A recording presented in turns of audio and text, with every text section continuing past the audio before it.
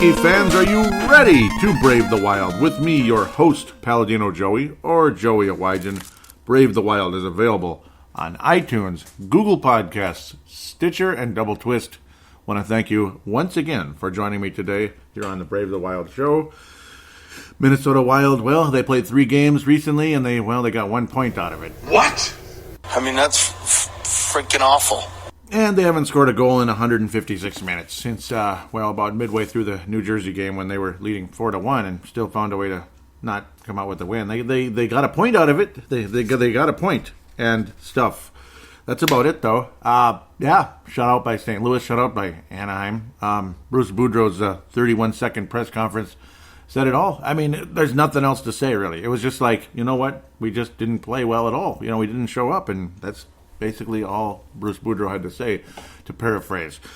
Well, there's been some breaking news in the past several hours here. Charlie Coyle is headed to Boston, has been rumored for ever and ever and ever. It was always Boston, Montreal, and then Boston kind of, Boston basically, it tapered off, and Montreal tapered off, and then it came back. But we all know who tapered things off. It was, Chuck Fletcher. That's generally who it was. That's why Jordan Leopold, or should I say Craig Leopold, that might be a better Jordan Leopold, the owner of the Wild. That'd be interesting. Yeah, I don't know. But Craig Leopold basically said, I want a general manager here who doesn't feel ownership of the players. And, well, that pretty much summed it all up because Paul Fenton feels ownership of nobody on this roster, except for all the guys that he had in Nashville and stuff. Just like Craig Leopold and Fenton worked together in Nashville and with Ryan Suter. So it's all just one big happy family again. So, I don't know. Country club here, country club there. Welcome to the world. It's just a bunch of country clubs, just with different colors, that's all. So, yes, Charlie Coyle to the Boston Bruins for a 5th-round pick, which is conditional. It could be a 4th-round pick should the Boston Bruins win the first round, which, all right, go Bruins. So, yes, it is an ode to Charlie Coyle and the acquisition, of course, in the trade, if you've been living in a cave, but maybe you have, or maybe you've just been busy, is Ryan Donato, who was taken in the 2nd round, 56th overall in the 2014 NHL entry draft from Harvard University, who had some success with Mr. Donato around there. His father, Ted Donato, also a fairly successful NHL career. Let's look at Ryan first, and we'll look at Ted for the fun of it. So far, Ryan has played 2 seasons with the Boston Bruins sparingly, off and on. He was with the Providence Bruins until now. There's a little star next to those categories because he's no longer with those clubs. He's now with Minnesota or Iowa, but he will be with Minnesota as they play the New York Rangers tonight in NY. So he'll be staying out east, I suppose, for a day or so. Interesting watching the Boston Bruins play last night. It was kind of funny, and then well, that's where Charlie Coyle's heading, and Ryan Donato not suiting up. Ryan Donato is a center who shoots left. There's some interesting history with him and Jordan Greenway, which is pretty intriguing. The guy can score. There's no doubt about that. So far, he's had 18 NHL points, 11 goals, 7 assists. So you're seeing more of a goal scorer versus a playmaker in Charlie Coyle's case. Charlie Coyle was off and on center. Of course, any center can play wing. I mean, welcome to the NHL. Welcome to hockey. So if Ryan Donato's not ready to be a center, he can play wing. The loss of Koivu opens the door a bit, but do you want to move Granlund away, or what's the deal? Of course, the way the lineup is put together, it's really tough because everybody shoots left. Again, welcome to Minnesota. Hint, hint there. But except me. But, Charlie Coyle was a right shot center, right shot, right wing, blah, blah, blah, blah, blah. We all know what right shot. He shoots right, okay? And Ryan Donato shoots left. Again, another guy who shoots left. So that's the only complaint I have. Other than that, okay, sure. And then you get possibly a 4th-round pick. I think this Bruins team is good enough to advance past the first round, but, well, it all depends who they're playing and how well they're playing and how well the Bruins are playing and stuff. But no, Harvard University, a school that's had, obviously, tons of success. It's one of the oldest schools in the entire country. Like, we're talking 1600s here. But hockey wasn't around quite that far back. Tons of success, though, with Harvard. 26 goals as a junior, and then eventually joined the Boston Bruins. Didn't even go to the minors, but only played 12 games with Boston. But, of course, that was late last spring. So he was still with Harvard University into last spring. 26 goals, tons of success. So kind of similar to some of the guys the Wild acquired late, like obviously Luke Cunnin a couple years ago. coming out of Wisconsin. He's got Cunnin type numbers, but actually better, I would say, in college. Again, 26 goals. That's extremely good. Both guys did play center. Luckily, Cunnin shoots right. So thank God. Somebody that can shoot right on the Wild is helpful. As, we continue to just go left, especially defensemen again, which we were complaining about that forever. We've started going more right shot defensemen, and then Paul Fenton kind of acquires 2 left shots and sends the right shot Prosser down. That made a whole lot of sense. Not. But no, 43 points last year for Harvard, 40 points the year before, 21 goals that season. Again, every single year, more goals than assists, 13 and 8 in his freshman year with Harvard University, 2015-2016. 22 years old is Ryan Donato. He will turn 23 on April the 9th, of course, born in 96. He's only 6 foot, though, so you're losing a bit of size here. You're losing about 3 inches and 20 pounds here. 20-plus pounds, actually. You could argue about 26, 27 pounds with Charlie Coyle. So you're losing some size. That does mean something. But what also means something is this guy shoots. He shoots the puck. He shoots the puck. Or so this shows. He better shoot the puck here, okay? Please don't change. Granlund doesn't shoot the puck. Zucker, for some bleeping reason, doesn't shoot the puck. That's weird. A guy who was basically this type of player usually had more goals than assists. Probably still has more goals than assists anyway, but, well, he's trying to even it out, and he's getting too cute, as Bruce Boudreau has mentioned 100,000 times. Guy's getting too cute. Charlie Coyle, same thing. Shoot the bleeping puck. He just didn't do it. But no, Ryan Donato, apparently a guy that shoots the puck more. And, of course, Jordan Greenway with some interesting things to say. They played together on the U.S. Olympic team just last season because last year you had the Winter Olympics. Let's talk about what Jordan Greenway had to say. Jordan Greenway basically saying Donato brings a different dynamic for us.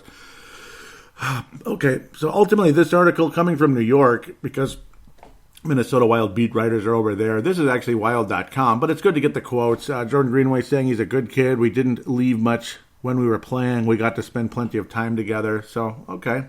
But ultimately, at the end of the day, Greenway saying he can score goals really well. He brings a lot offensively, and I think him being a younger guy, it'll be good for our team. It'll be great for another guy, and bringing that aspect to the team for us. So, indeed, they roomed together in the Olympics.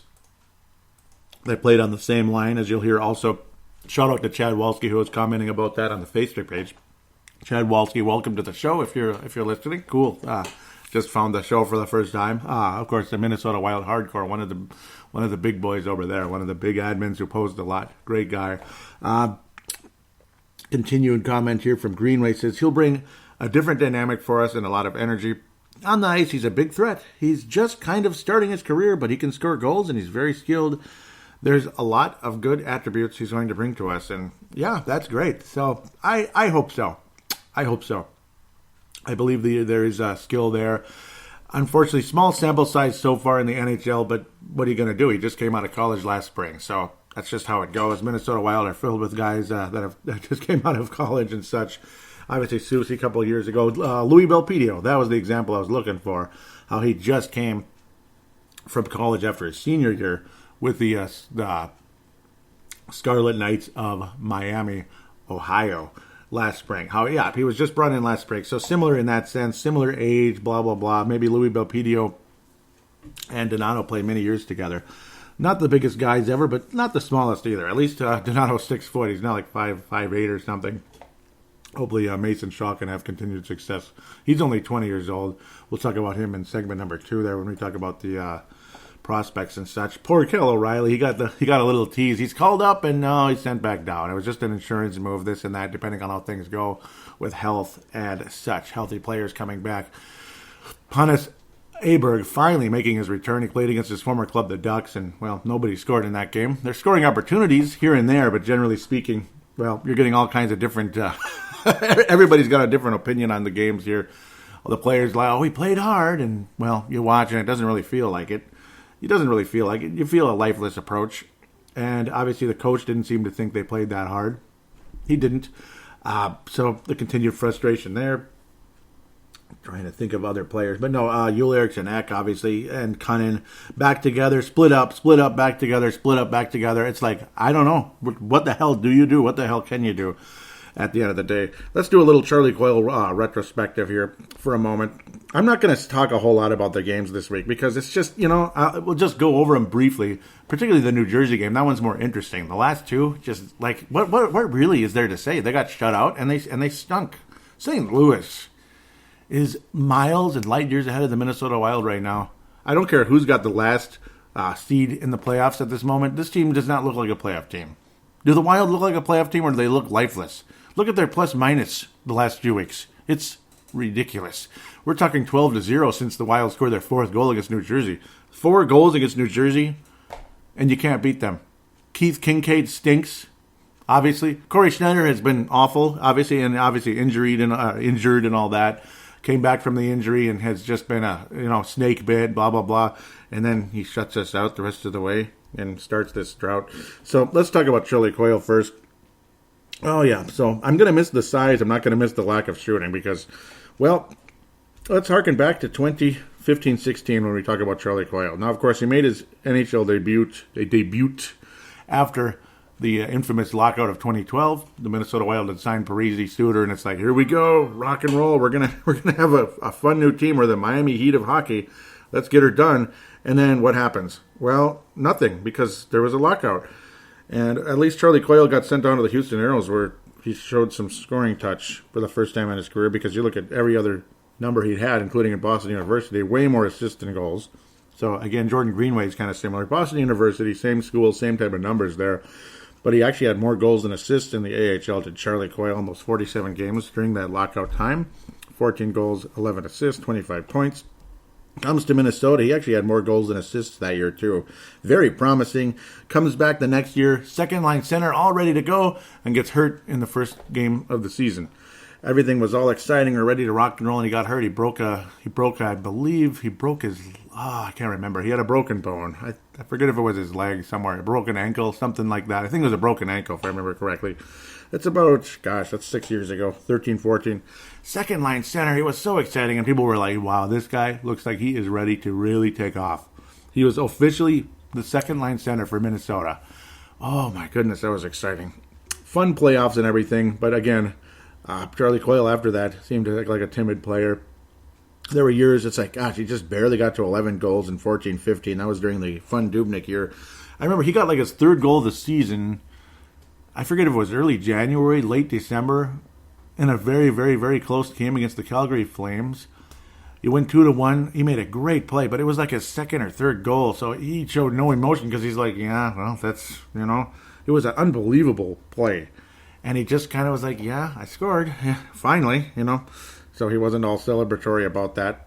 Now, this was during a big-time Ironman surge there. 82 games, 3 years in a row, which is awesome. After that broken bone in his leg and his quote-unquote sophomore year in the NHL. And then he had the year in 15-16 when things looked oh so promising. The guy started scoring like crazy. After a slow start, like always, started scoring on a clip like 3-4 goals a week. It was so awesome. I'm like, Charlie Coyle's going to get 30 goals this year.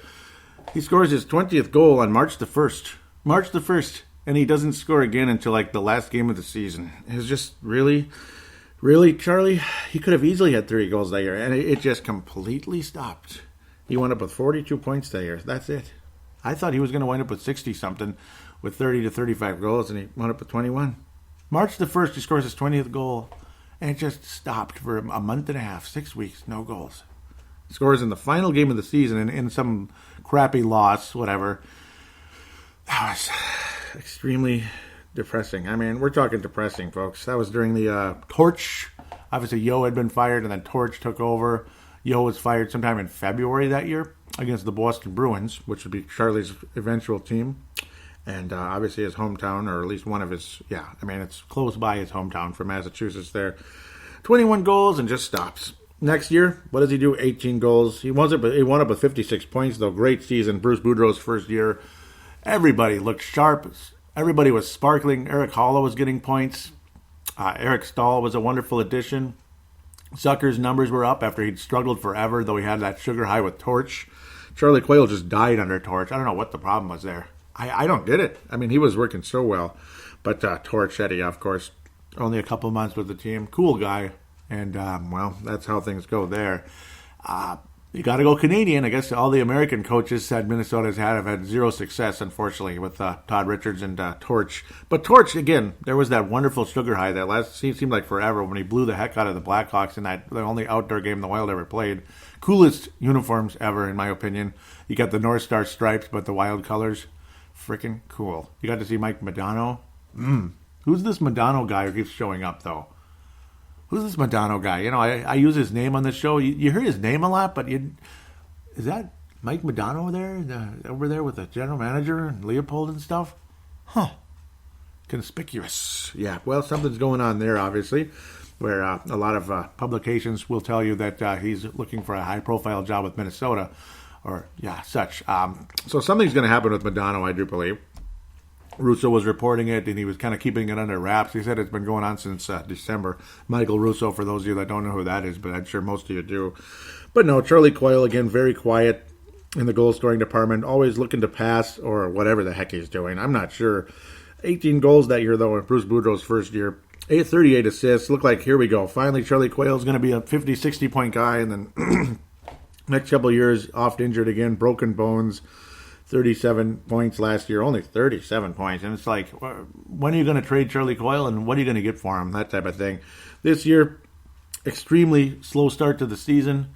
Always gets a little dinged up injuries, this and that, and then comes back and has some moments and then disappears again. 10 goals and 18 assists for 28 points in 60 games during his final season with Minnesota, off to Boston now, and we'll see what happens. Will there be a sugar high, this and that? Will he get better line mates? I think Coyle's had pretty good line mates in Minnesota. You just don't have the Gaborik types. You don't have the Sebastian Aho. Hint, hint, with who's playing with him. That's Nino Niederreiter. You don't have Mr. Sidney Crosby like Jay Gensel has. It would help. It would help to have Sidney Crosby centering your line, wouldn't it? But I don't know. It's just not happening here. Come on, Chuck. Score some goals. And good luck with the Boston Bruins. But that's kind of a Charlie Coyle retrospective. Kind of long, but it is what it is. You know, we had to talk about him a bit. Historical figure with the Minnesota Wild, obviously. We got to go back about 5-6 years. The big trade for Brent Burns. You trade Brent Burns away to the San Jose Sharks right after Chuck Fletcher said right on the air, we're not looking to make any trades right now. We're not looking to make any big splashy moves within hours. This was before the NHL draft when it was actually in Minnesota, believe it or not, in 2011. Not looking to make any splashes. Within hours, Minnesota trades Brent Burns, of all people, who had been, off and on. They'll just enter Matt Dumba, a guy with incredible offensive skill. Sometimes the mental game is not there. Weird mistakes, this and that, but offensive skill is very much evident. Big future, blah, blah, blah. Traded to the San Jose Sharks. So you get rid of the headache of the mistakes, but you lose offensive defenseman who can really light the lamps and help others light the lamps. Goes to San Jose, kind of same stuff, but, obviously the potential's still there, and bam, he's a 60, 70-point defenseman, which is like Hall of Fame level. Brent Burns has got Hall of Fame written all over him now. He's the best player on the Sharks. Drew Bunting will remind us that when we get to the fan interaction bit on Facebook, segment number 2. But we get a guy named Charlie Coyle, who was looked on as their top prospect in their system. Oh, what are these other players? Phillips. Oh, man. Phillips. Painful memory there. Very disappointing. That was a draft pick for Minnesota, but still, at the end of the day, I mean, what a doggone frustration he was. Phillips. Yep. Looked very good in juniors, did absolutely nothing after that. Couldn't even crack the NHL roster. Late first-round pick, just like Coyle, did nothing. And then some very forgettable player. I don't even want to remember his name anymore. Devin Setaguchi, who had some success with the Colorado Avalanche, scoring some goals, 26-goal season. And the next thing you know, he's just, did absolutely nothing, had a drinking problem, this and that. And, well, he's out of the league. He resurfaced with the Flames, flamed out pretty quickly, pardon the pun there. But that was the end of that. Extremely frustrating. But, that's kind of about it, though. It's the end of an age. It's the end of an age, because clearly there's going to be at least one more trade, maybe two, leading into the deadline here on Monday. It is now the 21st, Thursday the 21st at the moment. 25th is coming up. So that's kind of where things stand with the Minnesota Wild in terms of the trades. Granlund has been mentioned a bajillion times. Also, the strong possibility that he's going to be looking for $8 million a year. Do you want to sign Mikhail Granlund for $8 million a year and strap yourself even more? Do you want to do it? I love Mikhail Granlund. But, there's a but, right? I love Mikhail Granlund, but I don't know. I mean, is he worth $8 million a year at this point? I don't think so. He doesn't shoot enough. So there could be a big possibility of him getting traded.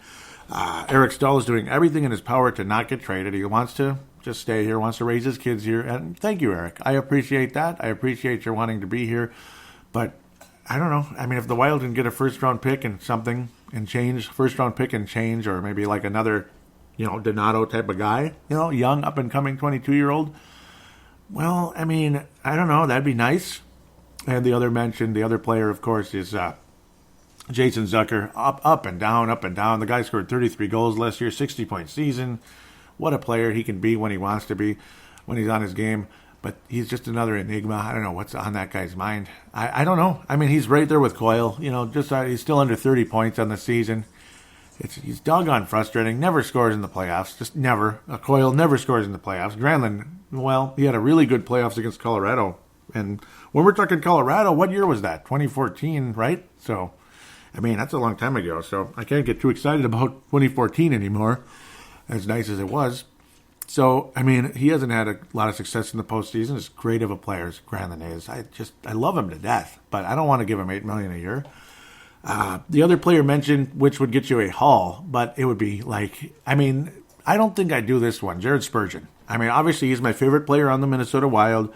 He's the best defenseman in the history of the Minnesota Wild. We've heard that from other people in town that are in the media, in the know, this and that. I agree. He's the best defenseman in the history of the Minnesota Wild, and he's not getting the $13 million cap hit, whatever the heck. No, it's not that much, but it feels like it. He doesn't have a 13-year contract. That's what I'm trying to say, like Ryan Suter.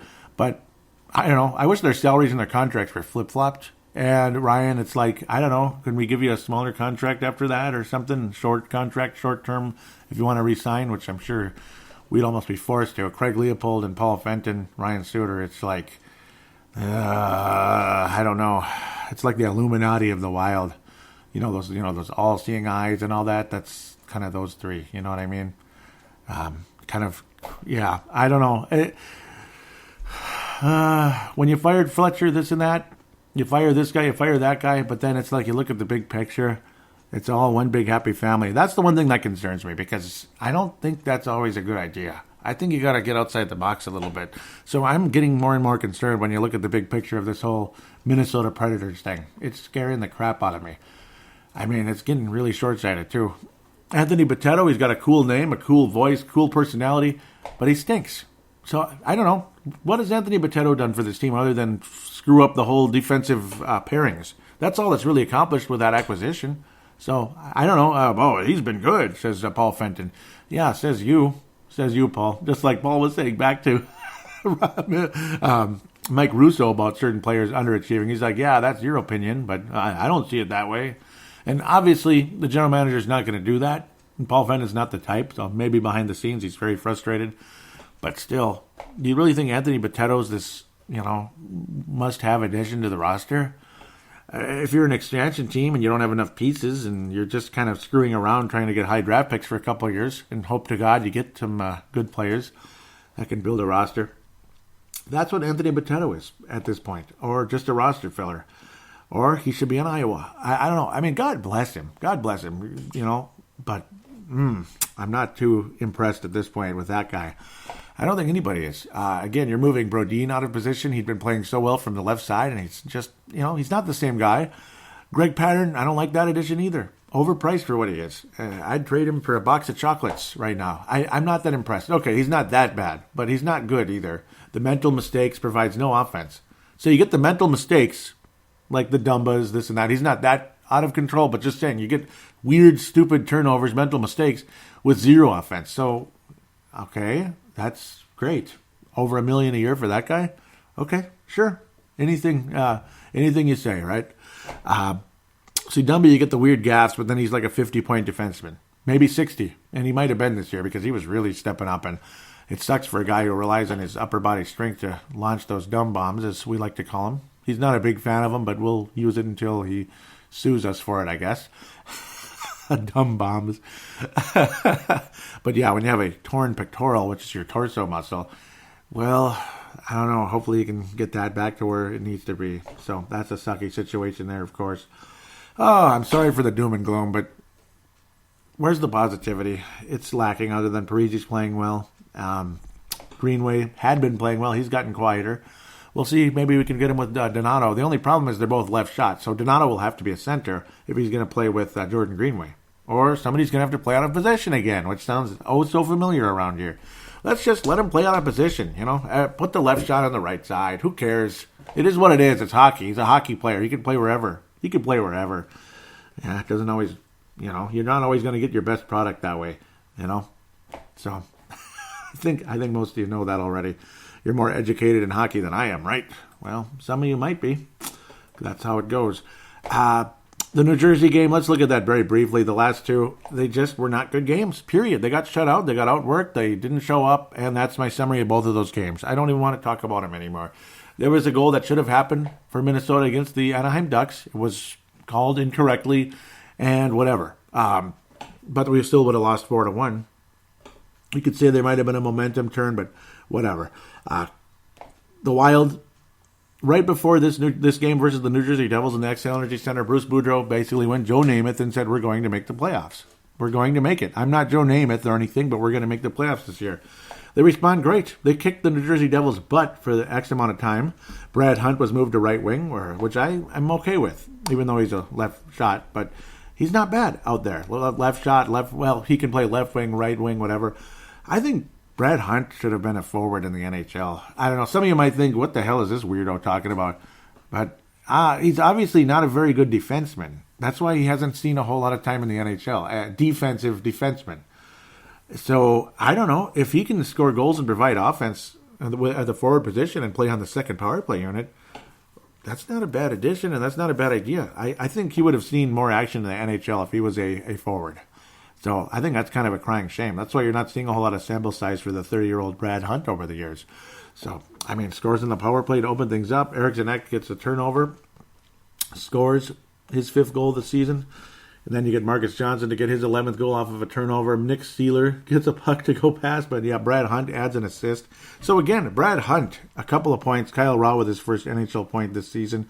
Mikhail Granlund scored his 2nd goal in the last week, which is like a miracle considering it had been December for his this was his 2nd one. His 12th goal was way back in December, which is extremely frustrating. Spurgeon continuing to add on the points and getting the puck on net. They feel all good. The Wild are up 4-1. Okay, there was the goal that put you up by 3. Just like we were talking about the Philly game. You got to go up 4-1, right? 4-1. That's where we screwed up against Philadelphia. 3-1. It's not enough. The 2-goal lead is the most dangerous lead in hockey. You got to score, finish it there, put this team away. Now they're going to fold. They're just going to fold because Philadelphia's, they're tired. They've had enough. Long road trip. Let's just let this one go back home and regroup. And then, Philadelphia makes the comeback and beats the Wild because we just couldn't score that 4th goal. But, Philadelphia had been playing well, so, okay, fine. Philadelphia's playing well, and the stars were aligned for the Philadelphia Flyers. Whatever. And then, now you get the New Jersey Devils, a team that's lifeless, a team with a goalie that hasn't won a game since, before the Olympics, basically. We're talking, maybe the Olympics in 1960 is the last time Corey Schneider won a game. You pull out Keith Kincaid, who started out the season all strong, rocking and rolling, because, again, he had to be the starting goalie, because Corey Schneider was still recovering from a knee injury the year before. I believe it was meniscus. And then, nope. Here come the Devils, because we're just kind of letting them kind of come back a little bit. The Devils they got this surge, they got this energy. Corey Schneider takes over for the sucky Keith Kincaid. Might as well run a restaurant. Kincaid's, right? Okay, sorry. Will Butcher, Kyle Palmieri, and then the Lovejoy goal. Only his 2nd of the year, and it was just like, he was just putting the puck on net from 53 feet out. He's just putting the puck on net, which always says put the puck on net because maybe the goalie's going to make a mistake. Yeah, talk about goalie mistakes. But, maybe the goalie's going to make a mistake and everything will be okay, and then you score. Well, that's exactly what Ben Lovejoy did. It was Lovejoy for the New Jersey Devils. He ties the game up. with about 2.5 minutes remaining. Oh, it was like the whole arena was just like, are you serious? Just stunned silence. Like, this is BS. And then you get a situation where the Wild get these scoring chances against New Jersey. We're going to put them away. Let's get the second point. Let's get the hell out of here. And then, no, it just doesn't happen that way. It just doesn't. Devin Dubnyk tries to be Alex Stalock, goes behind the net to play the puck, and he gives it right back to New Jersey, to Kyle Palmieri. Luckily, Dubnyk makes the stop. Whew, that was a close one. Oh, but sorry, he left out a juicy rebound. And Nico Hischier finishes it, the first overall pick last summer. Not this past summer, but the summer before, for his 17th goal of the season. He's been kind of an up-and-down player for New Jersey so far because he's so uber young. But the skill is definitely there. And the crowd boos the living bleep out of Dubnyk. You get to see Alex Stalock and net against St. Louis, but it didn't matter. St. Louis is on a tear. The Wild are not, and the Wild got torn a new one 4-0.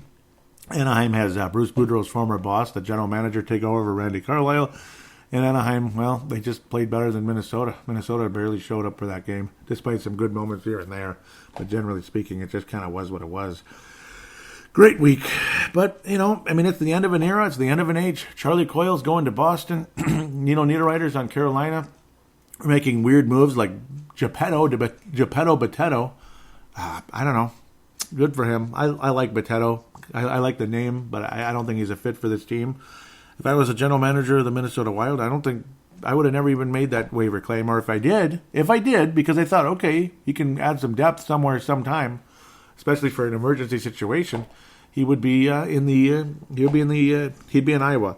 The Brad Hunt move doesn't bother me one bit because he's got a skill. He's got a special skill. Botetto doesn't have a special skill that I can see. He really doesn't. Just mental errors. He's not an offensive player, and he does a lot of mental errors.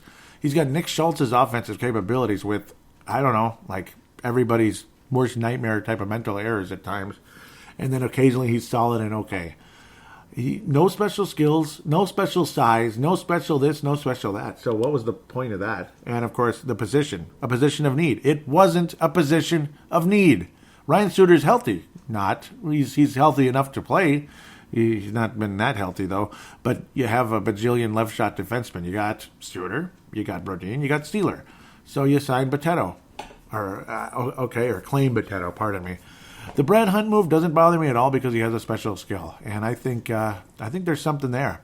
I think there's something there, even if it's the bottom six forward, which is all he would be. But if a bottom six little guy like that can put the puck in the net, light the lamp, so to speak, and play on the second power play unit, why not? Why not? Add a little spark, add a little something. Brad Hunt edition doesn't bother me one bit. But with that said, let's pass out the awards. What award is there? I mean, let's just keep giving it to Jared Spurgeon because he's the best player. He's been outplaying everybody, I think. But you can kind of argue Joel Eriksson Ek deserves recognition because he's been so good since coming back, as is Luke Cunnin. I hated on Sunday when Cunnin and Ek were broken up. I didn't understand it. Don't break them up. They've been playing so well together. Even though things got weird against New Jersey, like everybody kind of gave up that one. But that was a weird one. Really weird situation. And we were just lifeless against a good goalie that has really helped turn around things in St. Louis. And the former defenseman as well. Former tough forward, physical guy who's a 50-year-old now, head coach of the St. Louis Blues, who are looking like a team that could win the Western Conference if they keep this up. Oh, yeah. Chicago Blackhawks now also knocking on the playoff door. They're tied for the final wildcard position. Chicago Blackhawks tied for the final wildcard position. Doesn't that make you feel all warm and fuzzy with ancient Cam Ward, Carolina Hurricanes goalie, helping them out right now? The Wild shelled him earlier in the year. Still found a way to lose the game, though, which is sickening. But with that said, that's it. The Mike Modano / Neil Broughton Award for this past week is Jared Spurgeon. The James Shepard Memorial is just, I don't know, everybody in the last couple of games. You could say Dubnyk. I'll give it to Dubnyk for that horrible mistake against New Jersey and another lifeless performance against the Anaheim Ducks. But were the players in front of him any good? No. Botetto and Dubnyk are going to get it for this week. And Dubnyk, again, he's been bad, but also the players in front of him have been bad as well. They've been leaving him out to dry on occasion, so can't blame him all the way. Eventually, when the defense in front of you sucks so bad, it starts mentally frying your goaltender, just like Wilcox with the Golden Gophers in the national championship game against Union. I'm not bitter about that game or anything, but yeah, I'm not bitter about it at all. But yeah, the defense didn't even show up, and it made Wilcox look like a sieve the whole night. And, well, eventually he became one after the freaking 5th goal was scored. He became a sieve and just gave up 2 more goals like they were nothing. With that said, that's it. Very, very long first segment. Whole lot to talk about because it's the end of an age. It's the end of an age. There's going to be another player traded, maybe 2 more before Monday or on Monday.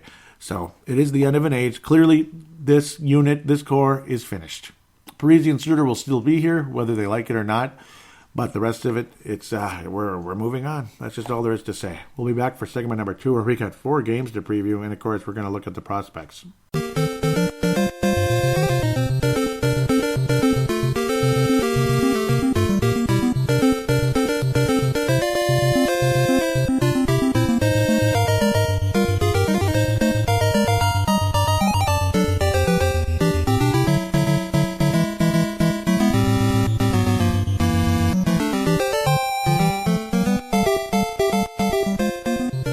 And we are back here on Brave the Wild. Segment number 2, going to preview 4 games with a busy schedule once again. And, of course, wrap up with the prospects and some fan interaction and such. Minnesota in New York right now to play the Rangers, who are actually a game above 500, despite they're kind of doing what we're doing, kind of tweaking on the fly, so to speak, rebuilding on the fly. Veteran members of the team still hanging around, like Henrik Lundqvist, almost 3 goals a game. Remember the young man, Georgiev, had a nice 23rd birthday, defeating the Toronto Maple Leafs in Toronto not that long ago, just about a week and a half ago or so. That was an impressive win. New York won 4-1. But generally speaking, the Rangers have struggled quite a bit. Mika Zibanejad, 58 points on the season. I mean, they're still scoring goals. There's no doubt about that. Even though it's like a lot of their overall numbers aren't good. 24th in goals, 24th in goals against. So basically, they're like the 24th best team in the NHL. Not so good penalty kill, decent power play. So they're an offensive team, kind of, at least top heavy, I would say. Defense and goaltending, not so much.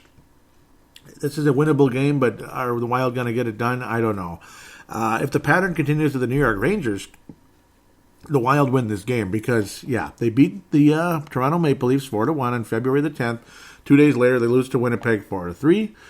Buffalo, they defeat Buffalo 6-2 in Buffalo. So Sabres not playing so good. 2 days later, loss at Pittsburgh 6-5. Wow, good game actually. Yep. Oh yeah, and I saw that. That was on national TV. Yep, that was a good one. On Monday. Yep, that was Monday. And then February, that was Sunday. I'm crazy. That was Sunday. That was a good game actually. I liked it. At Carolina, a 2-1 victory. So that would mean the New York Rangers would lose to the Minnesota Wild on February the 21st. Charlie Coyle's first game not with Minnesota. Donato's first game with Minnesota. Ryan Donato will be somewhere. He'll be on the roster somewhere. I don't think he's going to play center because right now you got centers of Eric Stahl, unless he's traded. I don't think he's going to get traded today. Eric Stahl, Granlund, Eck, and, well, Fair generally is the 4th line center, but Hendricks can be the 4th line center. I don't think we're putting Donato in the 4th line. I just don't think so. So those are your centers right now. Unless you want to move Granlund back to wing, Donato more than likely is your is going to be on the wing.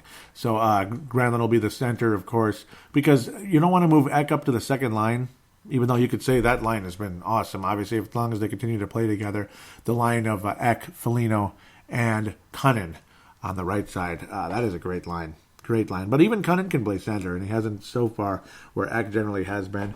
New York, again, very top-heavy. Zibanejad, Kreider, 44 points for him, 24 goals, 26 goals for Zibanejad.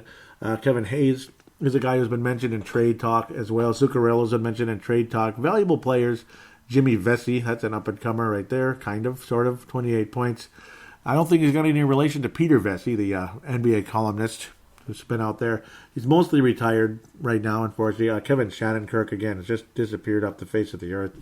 This and that. For some reason, I feel like I already previewed this. That's strange. I feel like I did, but we'll just kind of leave that as is. It's so familiar. Yep, Kevin Shattenkirk and all that. It's been a disappointing team so far this season. I hope I didn't preview this on the last show, because if I did, it was a mistake. It was a mistake. I don't even remember. I might have. I shouldn't have, though. So, but whatever it is. I think Minnesota, well, we almost never play well here.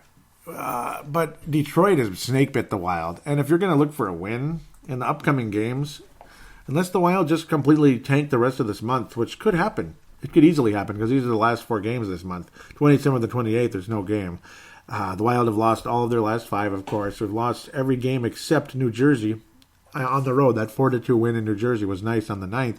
Other than that, the Wild have picked up a point here and there with a couple of overtime losses and such, like Buffalo and New Jersey. But other than that, it's just been loss. It's been a horrendous month of February for the Minnesota Wild, which ultimately is kind of reminding you of the Mike Yeo February. But it looks like Mr. Boudreau is going to be okay for now. And, of course, it's not his fault. If you're going to win a game, this has got to be the one you're going to win. The Rangers have been playing okay, though, 3-2 in their last 5. But if the pattern continues with the Rangers, up, down, I think you win this one. I think Dubnyk will be a net for this game. Oh, I don't know. I don't like it very much. I'd almost rather have Stalock, but he didn't look good against St. Louis either. I mean, it doesn't even matter who's in net right now. They're both not doing well, and the players in front of them are not playing well at all. Most likely guy to score in this game, let's go with Jason Zucker. He's going to get his 16th goal of the season against the New York Rangers, quiet that drought a bit, get the job done. But I do believe the Wild are going to win it 4-3. It's going to be a sloppy game, but I think the Wild put the puck in net and they barely hang on. Maybe the Wild go up 4-2, 4-1, and it looks like the Rangers are going to win. But I think the Wild barely hang on and come out with a win in this one. Maybe a shootout or something might come to that. Lundqvist hasn't been so good. The Rangers' defense isn't so good. But I do believe the scoring drought comes to a screeching halt, and Minnesota has 4 to 5 goals against the New York Rangers. You know, the hope that the Wild could beat Detroit the next night, Friday night, in a back-to-back from New York to Detroit. The hope is that Jimmy Howard has just been pathetic lately. I mean, he has just been awful. You saw the game yesterday, at least the highlights of it, highlights and lowlights of it. Jimmy Howard was horrendous. His goals against average is climbing a bit. Jonathan Bernier has not had a very good year. Only 1 shutout on the season for the entire club, and it is Jonathan Bernier. I wouldn't be surprised if he's actually in net, but we'll see what happens. Jimmy Howard, who's obviously one of the better goalies in the NHL, he's been fried mentally because this team is not real good. He's past his prime. He's been injured, this and that. Bernier is not very good either, but he's had major success against Minnesota. Dylan Larkin's having a good season. Nyquist has been really good. Tyler Bertuzzi's an up-and-comer. Vanek is still around. He'll probably find a way to hit the bottom of the back of the net again against Minnesota. Thomas Vanek is the most likely guy to score against Minnesota, other than Dylan Larkin with his 26 goals when you talk about Detroit. I believe this will be Stalock's game. It's not going to be like the old days where you had, what was that guy's name? Josh Harding in net, where he faces 44 shots and the Wild lose 1-0. Oh, God, that was sad. I felt so bad for the guy. Faces 40 shots and gets no goal support at all. It was so bullcrap. He gave up 1 goal and the Wild lose. They used to happen every time, and Detroit was really good back then, too. That was when Detroit was winning cups and such, or at least competing for it in the late 2000s, still against the Pittsburgh Penguins, back-to-back years there. They were a pretty good team and getting far conference finals and such. Kronwall's obviously been a name for many years, at least a while. But very winnable game. Detroit's lost 3 in a row, and their next game will be against Minnesota, so they're going to be fairly rested, where Minnesota will not be. Minnesota does not play well against the Detroit Red Wings. Minnesota will not beat the Detroit Red Wings. The most likely guy to score for the Minnesota Wild will be Zach Parise. Detroit wins 4-2, 4-1. It's not going to be that good. Maybe you get 3 goals because obviously this team doesn't score. Yeah, it's going to be kind of a yucky game, but but the Wild have been so lifeless offensively. I just got a feeling they're going to have some life against the Rangers. They're going to score 4 or 5 goals, come back and lay an egg, maybe get 1 or 2 against Detroit. It's going to be something weird like that. 4-2, 4-1 victory for Detroit, and it's not being Mr. Negative, it's just being Mr. Honest. And again, the stupid frickin' Vanek will score. I just know he will. Vanek is going to score again against Minnesota. They have lost 3 in a row after winning 2 in a row versus Nashville. At Nashville, 3-2 win versus Ottawa, 3-2 win on Valentine's Day. Happy Valentine's Day for the Red Wings on Red Hearts Day there. February 16th, back-to-back performances here with Philadelphia. They lose both of them. The Philadelphia Flyers are looking good. Back-to-back wins for the Flyers, Feb 16, Feb 17. 6-5 and 3-1 respectively, and they lose to the Chicago Blackhawks just last night when Jimmy Howard sucked balls. He sucked balls just last. I mean, he was awful. That was the game I'm talking about. And Patrick Kane, a couple of goals again in his 19-game point streak. He has been incredible. He's trying to catch Kucherov of Tampa Bay for the scoring title, the trophy there. So we'll see what happens. He might get the Hart Trophy too, but I think Kucherov is going to win the Hart Trophy for the Tampa Bay Lightning. He got the best record and leading scorer and this and that. But 3 losses in a row for Detroit, but they will end the losing streak versus the Minnesota Wild 4-2, 4-1. Thomas Vanek will score for Detroit, and Minnesota will have Zach Parise score number 24 at the very least. St. Louis Blues, Sunday again. Another Sunday game against the Blues. Another Sunday game. Home game, NBC Sports, national broadcast. It's not the afternoon, it's the evening, 6 p.m. National broadcast against the Blues, and get ready to hear the national pundits say, yeah, this Minnesota team is really struggling, and this St. Louis team is really awesome, and that's what you're going to hear the whole time, and that's what's going to happen, and the Blues are going to move up. Jake Allen will not be in net, and if he is, well, it's too bad for the Blues. That's a big mistake. Jordan Binnington has been a stud. 4 shutouts, 1.61 goals against average, and one of his shutouts was against Minnesota. The Blues are just ridiculous right now. They're scoring goals, and they're shutting people down. This is the St. Louis Blues team that we saw off and on the past few years when we saw this Blues team looking like they're going to move on, and other teams are not. That's what's happening with the Blues. Hopefully for their sake, this is not just some little run in February, March, and then here come the playoffs, and out they go. But they just beat Toronto in overtime last night. Incredible win. No, 2 nights ago. They will play the Dallas Stars in Dallas tonight. They won all 5 of their last games. 8-3 demolition versus New Jersey, which the Wild just could not do. They just refused to do for some reason. My God, Binnington, 3 shutouts in a row. Arizona 4-0. Colorado 4-0. All on the road, by the way. Just goose egging on the road. That is as good as it gets. 3 games, no goals allowed, and 11 goals for. 11-0 St. Louis in a 3-game stretch, including a back-to-back in Colorado and at Minnesota, which used to be a tough place to play. Used to be a really tough place to play for, an Xcel Energy Center, where now the Wild just refused to play in Xcel Energy Center. They've been awful. 3-2 win versus Toronto, overtime 2 nights ago. They will head to Dallas, host the Boston Bruins. Charlie Coyle most likely will get his debut that night, if there isn't one game before that. Probably not. I don't know. We'll see. That doesn't matter right now. Go Charlie Coyle, though. He'll be on the 3rd line probably for Boston, and see what happens there. Minnesota, back-to-back situation for St. Louis. That's the only hope the Wild have here, is that Charlie Coyle is going to give them a hard time. They're going to have to go from St. Louis to Minnesota they'll have some rest. It's 3 p.m. on Saturday, and then head to play the Wild 27 hours later. So we'll just see what happens there. 27 hours later, they'll be playing the Wild. So they'll have some rest a little bit. 3 hours extra rest there going into this one. Ryan O'Reilly is lighting the lamps, and he's a plus 25. He is a MVP candidate, at least for St. Louis's sake. Plus 25. Way above everybody else. Vlad Tarasenko has been a hat-trick machine lately.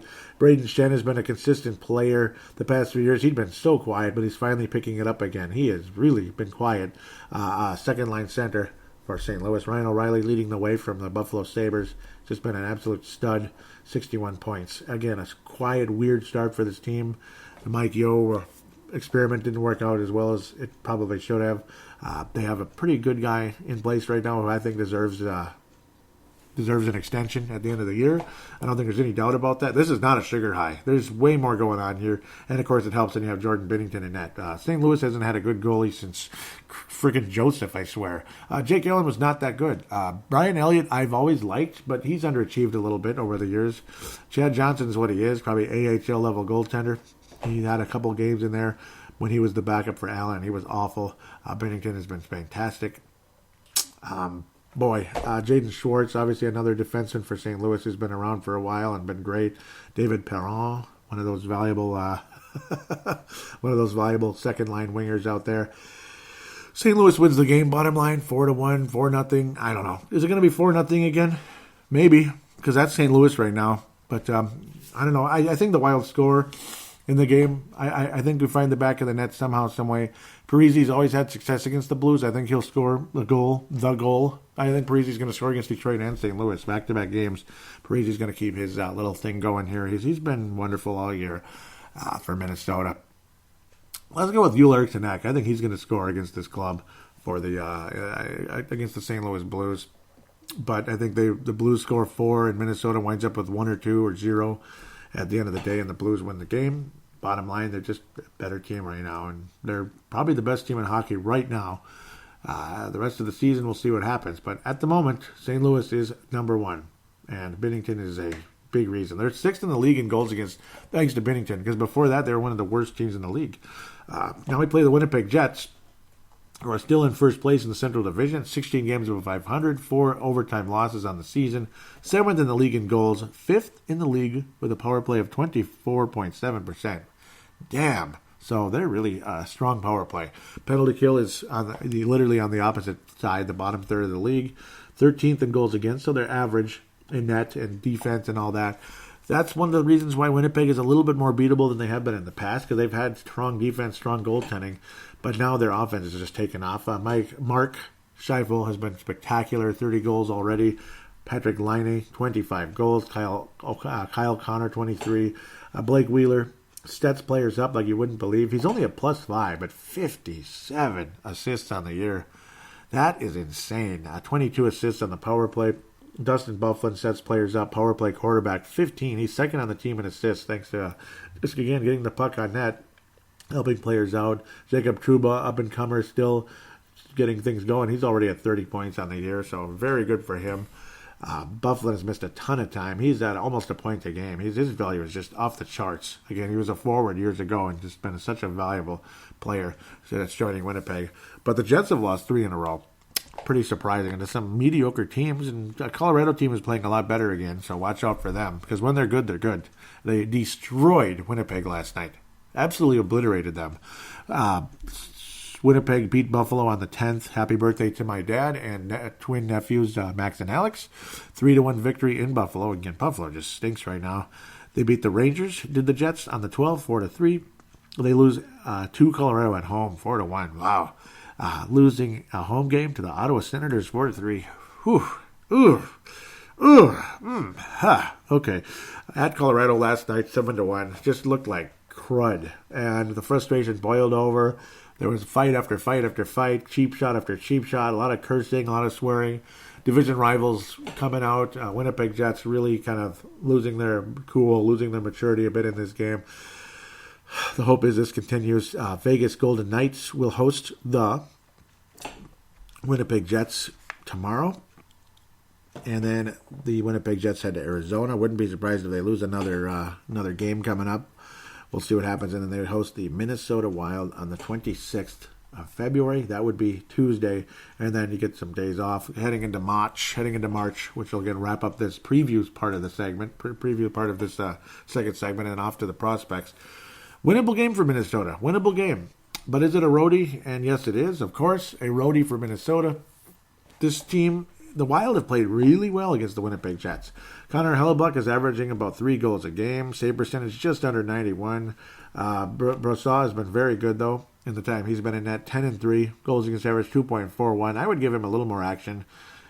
Connor Hellebuyck, I mean, well, he's got a win-loss record that's not bad because of the guys are scoring in front of him, but Brossoit has been pretty good. Laurent Brossoit, 2.41 goals against average. Save percentage 93.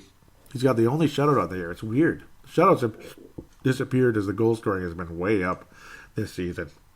Off the charts. Again, multiple scorers here. At least 4 or 5 elite players on this roster for Winnipeg. They deserve to be in first place, even though here come the Blues. They might be the division champion at the end of the year. Wouldn't surprise me one bit. I think the Wild can beat the Winnipeg Jets. It's just the way we're playing right now. I'm not sure who's even going to be on the roster at the point. Most of the familiar guys will still be on Minnesota. It's not like you're going to trade like 10 players between now and then, but I'm not sure who's going to be on the Wild. Is Eric Stahl going to give in and go to the Jets of all teams? Is he going to go to the Vegas Golden Knights? Is he going to go to the Tampa Bay Lightning? Who knows? I don't think the Lightning will trade for him, but Lightning are pretty stacked. Toronto, I don't know. I mean, I don't think he's going to. He's making it too hard. with his 10 game deal or 10 team no trade list, which is weird. Just he wants to stay here, and okay, whatever. We'll see what happens. Please, Paul Fenton, I'm I'm sending out the bat signal. Obviously, there's no way he's listening, but maybe he is. You just never know. He's a mysterious guy. I know you're not going to listen to me anyway, even if you happen to be accidentally listening to the show. Don't trade Jared Spurgeon, okay? That's the one guy I think, just don't trade him. Obviously, Cunningham or Greenway, I don't think he's in any hurry to trade them. That would be kind of weird. That would be weird. Before they even come close to their, close to reaching their potential. But don't trade Jared Spurgeon unless you get like the offer of the century. I mean, we're talking crazy stuff, like a Hall or something. You get offered Hall, like New Jersey did. That's about the only way I would do it. And a healthy Hall, not a guy who's like out for months, that type of thing. That's the only way I'd make that trade. If you get literally a superstar 90-point player, that's the only way I'd trade Jared Spurgeon. And I don't think that's happening right now. That would be like some kind of off-season trade if that took place. Don't trade Spurgeon, please. I mean, even Brodin I'd be willing to part with because you got 900 left-shot defensemen. I think it wouldn't be a good move or anything unless you get really lucky. Because, I mean, what are you going to do? Just put Brad Hunt there? Or no, Boteto. Yeah, Boteto, baby. Just move Sealer up to the second pairing. God help me. Move Sealer up to the second pairing and then go from there. I don't know, man. Brad Hunt, baby. Brad Hunt and Boteto or something like that. Or call up Belpedio. That'd be interesting. No, you couldn't put those two together. You just couldn't do that. Wouldn't work. Bottom line, I think Winnipeg's going to win the game. I think. I mean, they should. Minnesota can win this game. It's going to be an interesting game. I think it could go to a shootout type of thing. I just don't know who's going to be on the bleeping roster. Just like the up-and-coming games as well. With, at St. Louis, I don't know who's going to be on the roster then either because there's 3 days between now and then. So, I don't know, man. I don't know who's going to be on the freaking team. I don't think the Wild are going to beat the Winnipeg Jets. They're not. I think we go 1-3. We'll beat the Rangers. Maybe we lose to the Rangers and beat the Jets, but I'll just go with that. I think the Jets win 4-3, 4-2, something like that. Most likely going to score for the Minnesota Wild as long as he's still on the roster. Let's go with Mikael Granlund. Scores against the Winnipeg Jets. If he's been traded, Jared Spurgeon will be on the Winnipeg Jets. And if Spurgeon's been traded and Granlund's been traded, which would make me sick, the most likely guy to score for Minnesota. Brad Hunt. Yeah, there you go. Boteto. Yeah. This is a weird situation, but that's what's going to happen. I don't know. It's going to be Spurgeon. He's the most likely guy to score against the Winnipeg Jets at the end of the day. I don't think the Wild trade him away. If they do, I think we'd regret it because I think you become the Edmonton Oilers then if you trade him away. You're officially the Oilers. It's over. And, I mean, it's over. I mean, like, we're going to stink for a long time just without some luck. So you got to keep Spurgeon as long as you can at the end of the day. Minnesota goes 1-3. Let's talk about the prospects. As per usual, we will start off with the Iowa Wild. Things have been okay in Iowa. Nothing great, nothing spectacular thus far. It's been up and down. Belpedio's stuck at 17 points. Cal O'Reilly's continuing to lead the club in scoring. I wish he was like Ryan O'Reilly, but I guess he's kind of like him for Iowa. Gerald Mayhew, the veterans there. Cal O'Reilly's 31. Mayhew's 25. Rao, blah, blah, blah. Rao's now back in Iowa. He was sent back down, and especially with the addition here in Minster Donato, both left shots, so it's kind of like a common sense. You could kind of sense that coming as Rao was sent down, but also players coming back healthy in Aberg there, so it's just kind of the writing on the wall. Brennan Mennel hasn't scored lately, no points, 25, but he'd been good for a little while. Sokolov has been on a massive drought. Biden hasn't scored in a while. It's been quiet. You thought 2-1 game. He's on overtime loss. It's mostly been the veterans. I mean, Matt Reed, Al O'Reilly, Mayhew, Rao added an assist last night. Susie's been stuck at 15 forever. The goaltending's been mediocre. Just they haven't been so good lately. Kakkonen, I would say Andrew Hammond's actually been a little bit better than Kakkonen lately, despite Kakkonen's 5 shutouts this season. Again, up and down, but when he's good, he's great. That type of thing. Prosser added his first assist recently, but other than that, not a whole lot going on with the legitimate prospects. Sam Anas is at 23 points on the season, 9 total goals. He'll get to double digits any day now, at least I hope he does. But generally speaking, it has been the older guys. JT Brown's been very good at point a game thus far. He's been doing a bit of scoring down there so far, and I think that's who he is, an AHL star, but an NHL, scratch. I think that's kind of where he is. Mason Shaw did add his 22nd assist recently, 26 points on the season. He's the only prospect really to add a point, NHL potential prospect to really add a point this past week.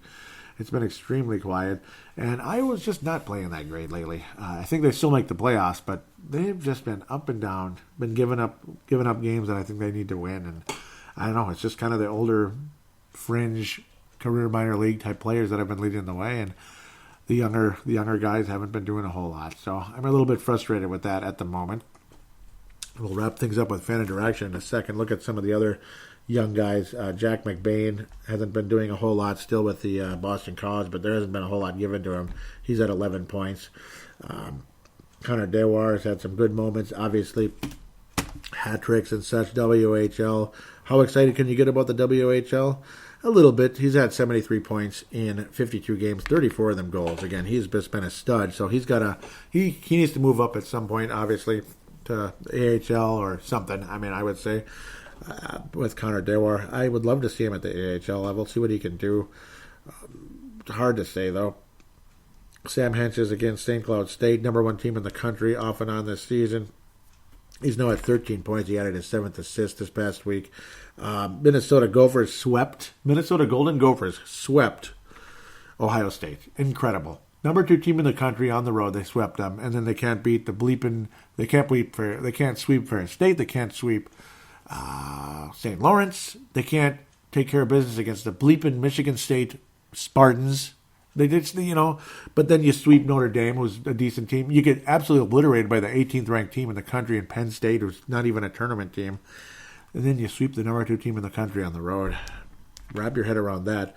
Jack Sadek continuing to add to his career numbers here with the Gophers. He's the top defenseman on the Gophers, and again, he moves the puck well. That's literally how Moscow says it, and when I watch, that's what I see too. He moves the puck well. Not really an offensive player, but he is leading the Gopher defenseman in scoring, 15 points on the season. That's a career high. He's a -7, though. He was a +9 as a sophomore 2 years ago, when the Gophers were actually the number 4 team in the country. Just 2 years ago, number 4 team in the country. Hard to believe. He was pretty solid that year. But yeah, 15 points on the year. Good, solid senior season for Sadek. Expect him to suit up for the Iowa Wild come April. And it's going to be nice, maybe for the postseason, and see what happens. Right shot defenseman of the future, at least for Iowa, and we'll see where things go after that. I would love to see it work out for him. Brandon Duhaime is having a really nice junior season. The 2016 draft, 2016 4th-round pick for Minnesota. 25 points now, 17 assists. Again, another guy who's a pass-first player. You could say the same about Swaney as well for Duluth, who's been a little quiet. He's at 20 points on the year, really solid numbers. But 25 for Duhaime, he's going to get a career high as a junior. Not on Donato's level or anything, but yeah, he's adding the assists. He's been adding a couple assists a weekend pretty much lately. Brandon Duhaime, he has 7 goals on the season, pardon me. So he's not been that quiet, but he's been much more of an assist man so far in the college level. Again, for Providence junior there. He's a junior for Providence anyway. Sokolov, again, been so quiet. It's been extremely frustrating. Svetlikov, extremely quiet in the KHL. But you know how the KHL can be. It can be, things can be really quiet there. You could have all the skill in the world and never score. I remember Koivu years ago in Europe, things were very quiet in his league, in the Finnish league there. 14 points, for Svetlikov. He's not been completely invisible, though. He's been hanging in there for the most part. It's Kovanov again that I'm very excited about. He's dominating in the Quebec Major Junior Hockey League. I just love saying all that together. Left shot center. Again, expect a Rusky line one day for Minnesota. Sokolov, right wing. Kirill Kaprizov, left wing. and the center of Kovanov, and see what happens with Svetlikov, who's also a center.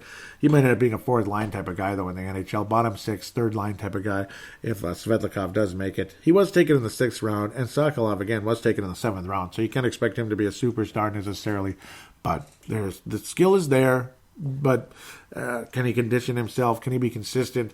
The fact that he's been on the 4th line in Iowa is not good. That's frustrating. So that's something to make note of. Nick Boca out of Michigan. He's also a senior like Jack Sadek. Doesn't score a whole lot, but he's 2 points away from a career high of, well, he's at 8. He had 10 assists as a freshman with no goals. He does have a career high in goals this year for Michigan.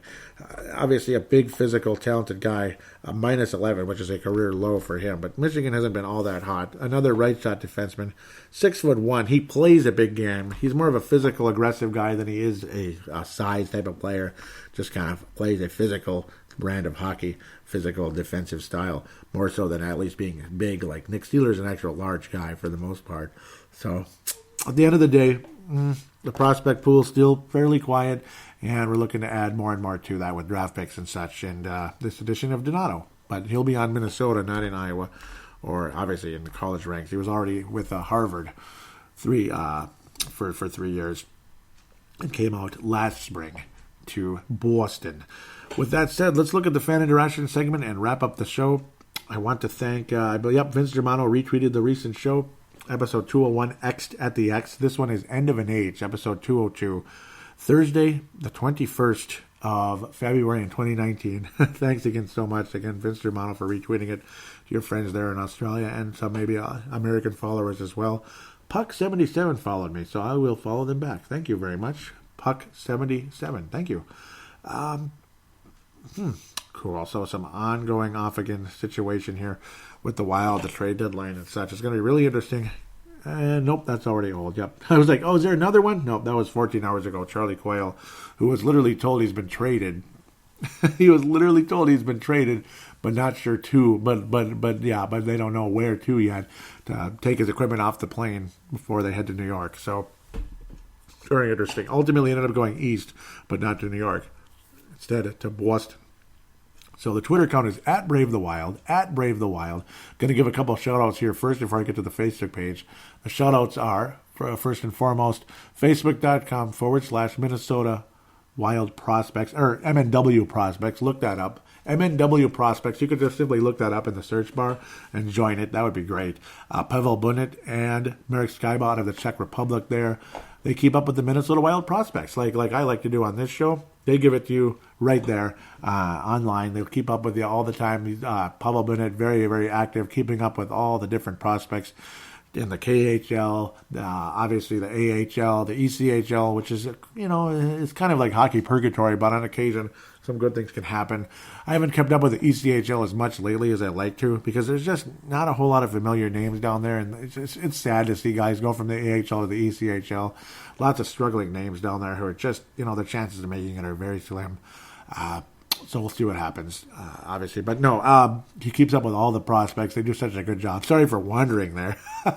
They do such a good job keeping up with them. They also post on Minnesota Wild Hardcore. Big shout out to them. I'm also an admin for MNW Prospects. I'm very proud to be part of that page. Thank you again, Marek Skyba. And again, Pavel Bunet, who's just a great friend there out of the Czech Republic. Young guy, but boy, he knows his hockey. He loves to keep up. He's very passionate about the game and passionate about the Minnesota Wild. And again, posts a lot of stuff on Minnesota Wild Hardcore as well. Big shout out to Jim Maddle, Sarah Maddle, Chad Walski, Chance Kostick, David Kostick. Thank you guys so very much for being great friends there in the Minnesota Wild Hardcore. Thank you for the patch. Oh, it's just the coolest thing ever. I love the Minnesota Wild Hardcore patch. Join the in-game threads and you just might get a patch. So to iron onto your jersey. They're more than worth it. Or it can be your little companion on the table here as well. That type of thing, whatever you want to do. But they are the coolest little patches. And they're really nicely done. So, and they're given away for free if you're the winner, like during the post. Maybe it's like you're predicting the score and you get to be the lucky winner, that type of thing. So, again, Chad Walski, great guy, sending me a patch as well. Thanks again. Jim Maddles out of Duluth with his wife, Sarah. Great people. They're the founders of that page. Thanks again for, being great friends and providing such a great page. With that said, let's get to the Facebook page here. I almost left. I almost shut things down here. Let's see, I got a couple of teases here. Oh, yes, and I want to give a reminder as well. Earlier in the month, a year ago, on February the 7th, Neil Nate Dog Thiesing passed away in 2018. Again, going to give her the respects. It's been a year. I miss him oh so much. I should have talked about him on the last show, but I get so distracted with all this trade talk, this and that, and it's just, I feel terrible for that. And I love the guy so much, Neil Nate Dog Thiesing. As good a guy as you'll ever meet. He co-hosted this show a few times in the past, and actually for a while there, he was doing it for show after show after show. One of the highlights, 2011, State of the Wild. Then there's one called Worst Team in the NHL. Just wonderful shows. 2011 State of the Wild. That's when you were talking about the Charlie Coyle trade. So if you want to go back and look at that, the Charlie Coyle, Brent Burns trade, way back in 2011, State of the Wild, Neil Nate Dog Thiesing at his finest. What an amazing guy. So check that out. Dig through the archives, as all the shows are available on iTunes, Google Podcasts, Stitcher, and Double Twist. Let's see. Yep, there were a couple of posts here. Chance Kostek loving the post of the most recent episode. Thank you very much, Chance. Deb Costa says old news when I tweeted out, or, well, I put a link that the Wild Mike Modano conspicuously watches from the suite there with the general manager and the owner. Yeah, because, I mean, Mike Modano's probably joining the Wild in some form. Player operation, whatever it is going to be. But Mike Modano will be on the Wild at some point, which is amazing. I'm really excited. He wants to move back to Minnesota. Mike Modano, of all people. Free fall speed. I was posting that article. The shutout and all that. Very frustrating. No post there. And then Drew Bunting teases me a bit here on this one. When it was they were talking about... it was Mike Russo's tweet. Not sure why, but the trade hasn't been announced. Charlie Coyle for Donato and 5th pick. Drew Bunting posts, Minnesota Wild have traded Brent Burns and a 2012, second-round draft choice to the San Jose Sharks for Devin Setaguchi, Charlie Coyle, and the 28th pick, which ended up being Phillips. That guy was awful. Awful. Couldn't even skate. In the first, 28th pick in the first round in the 2011 draft. So now there's 2/3 of the trade gone. What did you get with the 28th pick? Anyways, that was Phillips. You can look it up too. He is just he was a huge disappointment. He says, by the way, thanks for Bernsey. We love him, and I'm sure you do. Drew Bunting, Northern California, San Jose Sharks. Nice logo there, very cool. And San Jose Sharks. Brent Burns has been amazing, and he's kicked our butts time and time again. And you're welcome, Drew Bunting. You're welcome, Drew Bunting, for that. Drew. You hurt my feelings, Drew. But it's true. I totally hear you there. I had a conversation with Chad Wolski. Yep, here we go. And, it was Ryan Donato. Conversation about Ryan Donato. Chad Wolski. Load the dang thing. There we go. He says 2 40-point seasons in college and 12 points in 11 games this year. That's a solid win. Yep, small sample size, but still getting the job done, putting the puck in the net. Let's not forget, Greenway and Donato played on the same line at the last Olympics, and they were by far their two best forwards. And yes, they were. I agree completely. Donato was the leading goal scorer for the United States. So, all right, let's do it. Let's do it, Donato.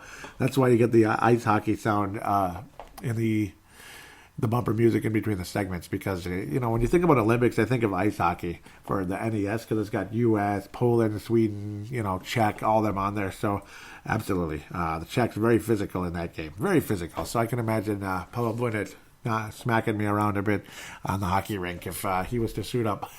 Him and Mary Skyball. No, I'm just kidding. It seems like nowadays the Czechs are like super high scoring players, though. Obviously, Gaborik years ago and such. He's been with Ottawa, where his old friend played years ago, and things have not gone well for him this year. He never suited up for them, unfortunately. Okay, so with that said, thanks again, Chad Wolski. Thanks again for the conversation, and others. Drew Bunting from Northern California. It's been awesome. It's been a long show, but a lot to talk about. Charlie Coyle on his way out, and it's a big deal. And I expect more trade talk, more trade conversation coming up in a week, so be ready. Thank you again. Tell your friends about the show. If you could, write a positive rating about Brave the Wild on iTunes or Google Podcasts, Stitcher. It'd be greatly appreciated. Those of you that have, I can't thank you enough. It really helps for potential new listeners to check the show out, to say, hey, looks like people like this. It must be a good one. So Those of you that have helped out, I can't thank you enough. God bless you. I'm just checking real quick, just in case something new popped up. And it's not responding. Oh, but I'll get to it in a second. The phone lines, 209-736-7877, 209-736-7877. It is a voicemail. Do treat it as such. Mention you're calling in for Brave the Wild. And, yep, nothing new right now. But if you could do that, 5-star rating and write a review would be great. But no, mention you're calling in for Brave the Wild. Your statement, shout-out, comment, question, and opine. It is a 3-minute limit on that one, so be aware of that. When you click on the Call Now button on the Facebook page, facebook.com/Brave the Wild show. Or no, yeah, Brave the Wild is how you find it. BraveTheWild.Minnesota, pardon me, is how you find the Facebook page. And you can comment and interact on there. But no, there's the Call Now button on that page. It goes straight to the same phone line through Facebook Messenger, so it's free. You don't have to worry about any long distance or anything. As long as you're on Wi-Fi or cellular or whatever the heck it is, cellular data, you'll be fine. But again, remember that data charges can apply depending on what company you're with. So probably have your phone on Wi-Fi if you're going to do that, and you won't have to worry about it. Final route is the audio submission route, which I highly recommend. Use a free voice recording application on any smart device you may have. You just treat it like a phone call, save it, and email it to paladinolive@yahoo.com, paladinolive@yahoo.com, and then I will convert it into an MP3 file. Thanks to Zamzar.com and Converto.com. Can't thank those websites enough for providing that service because it's free to me, being the files aren't so big. So I'm more than happy to give them a free plug and encourage you to go there as well. God bless all of you. We will talk to you in a week, and we'll see who's still on the roster and how well this team is playing at the time.